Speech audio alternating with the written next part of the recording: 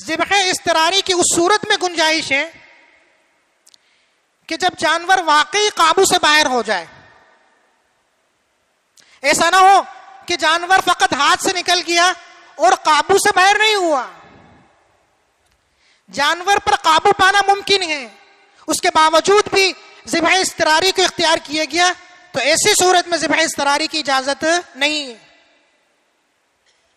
اور ذبح اضطراری سے متعلق دوسرا اہم مسئلہ یہ ہے کہ جانور اگر چھوٹا ہے، جیسے بکری ہے، دمبا ہے، بھیڑ ہے، تو ایسی صورت میں یہ دیکھا جائے گا کہ جانور بدک کر جو بھاگا ہے یہ آبادی کی طرف بھاگا ہے یا صحرا کی طرف بھاگا ہے.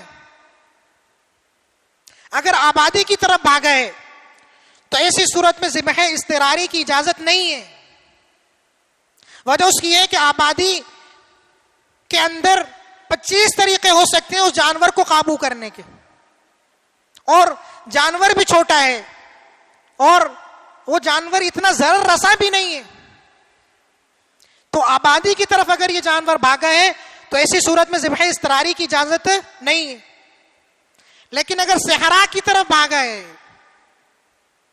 تو ذبح اضطراری کی چھوٹے جانور میں بھی اجازت ہے.